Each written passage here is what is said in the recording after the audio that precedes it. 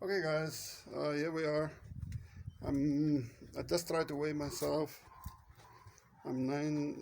No, the scale doesn't work, so stop working. So last time, this is our street monk vlog, by the way. I'm following up on. I'm still fasting, so that's been going quite well.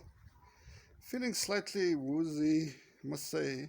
Not feeling great, but um, but not bad. Not totally bad. Just Yeah, I don't know how to say, but feeling okay. Just a bit weak, a little bit lazy, I guess you could say. I washed my pants just now, still wet. The sky is quite cloudy, as you guys can see. So yeah, it's now 8 days, 8 days without any food, only water, only water. Feeling a bit woozy, a little bit weak. But otherwise quite good. Yeah, so just gotta keep going, guys. Gotta keep on keeping on, keeping on, keeping on. You guys correct my grammar there. So I think I'm gonna keep going anyway, as long as I can, as long as I physically can, guys. It could be another week. It could be another 2, 3 weeks. Could be another 4 weeks. Don't know. I'm really not sure. But I'm gonna let you guys know as I close this for the dogs. The dogs coming here and fucking shat. I'm gonna sit outside here because there's a blackout. There's a blackout and the power is out. I'm just gonna sit here on the steps, chatting to you guys. So hey, so last time I told you guys about how I arrived at the Shaolin Temple. First day, remember, I dislocated my back. I guess a little, I don't know, one of these backbones jumped out, and but I managed to put it back in by myself. Very painful. I don't recommend you try and do that, but I did it, and then. So, what was life really like at the Shaolin Temple? You know, the day-to-day um, activities and so on. Let me try and remember now. That's 1998. Remember, that's 24 years ago, going on probably 25 years. The good thing was at that time my leg was kind of recovering. I had this awful I had this awful accident on a motorcycle at the age of 24, 24, yeah, 24, and it cut off my Achilles tendon. So that really, I would say, that handicapped me for the next almost like 8, 9 years. Whenever I did a little bit of physical thing, this whole leg here would swell up.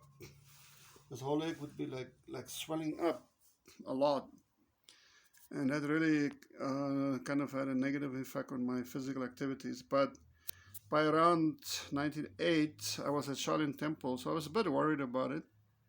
But by daily training, it actually no, it held up really well.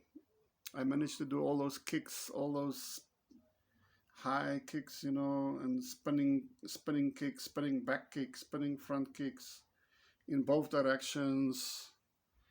I couldn't do everything. I mean, I didn't dare to try the flips and all that's basically gymnastic stuff. I didn't try and do that. But all the kicks I could do, high kicks, low kicks, sweeping kicks, sweeps, spinning kicks. So that was pretty good. Um, Eventually, I mean, I could do it. And the what can I say now? The daily routine So you got up at before 5, and then at about 5 you're on the grounds and ready to do whatever you have to do. Usually in the morning, the first thing you did was to go up the mountain. I used to do that quite a bit, going up the mountain to the top. There was very steep steps going up. On top of Shaolin, the mountain behind Shaolin, Songsan. It's called Songsan, Song Mountain, Songsan.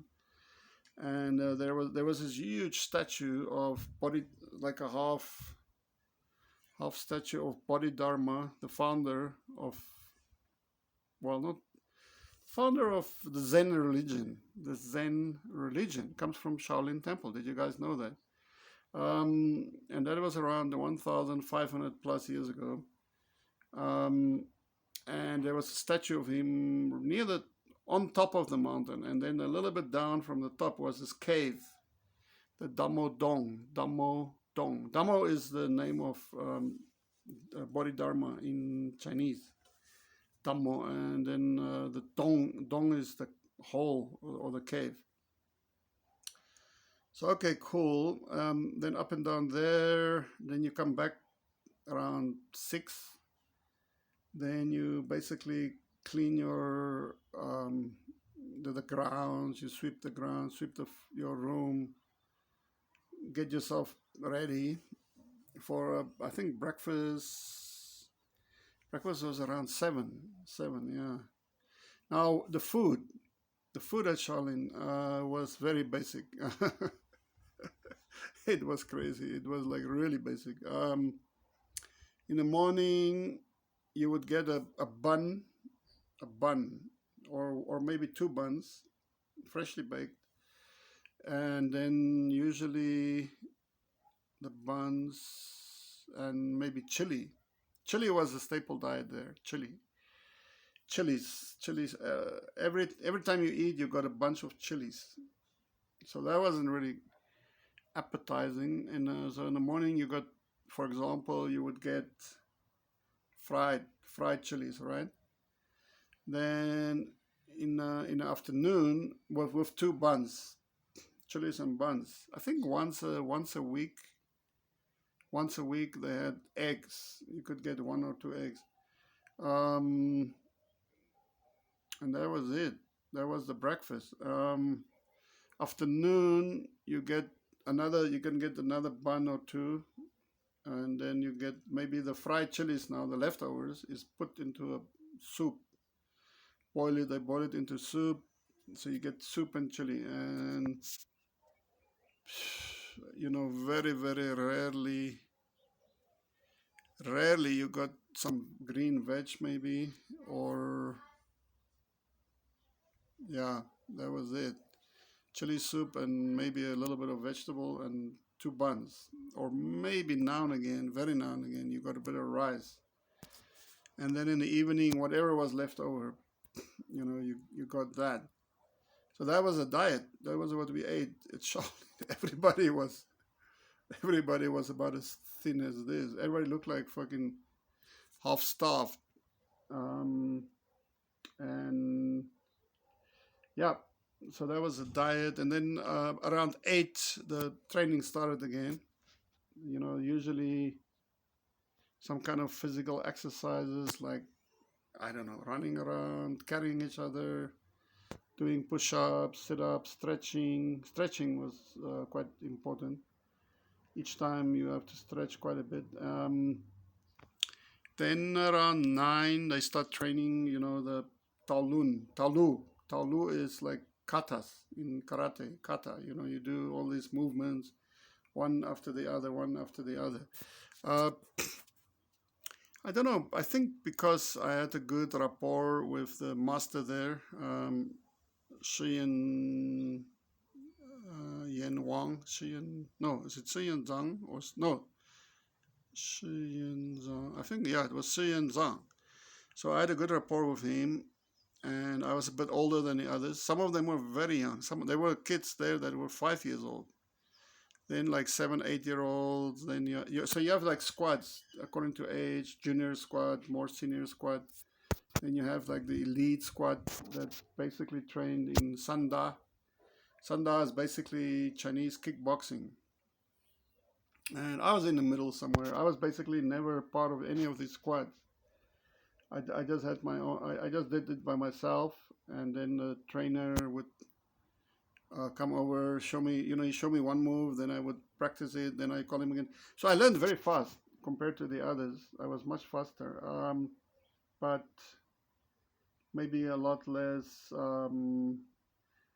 These moves you got to train them and training but anyway, the point is that I could learn them very fast, and the trainers considered me as being clever, 你好聪明, Frank. uh, but and I also trained. I got a hold of someone, one of the trainers. He is actually good in Tai Chi Chuan. So I got him to train me in Tai Chi in the mornings.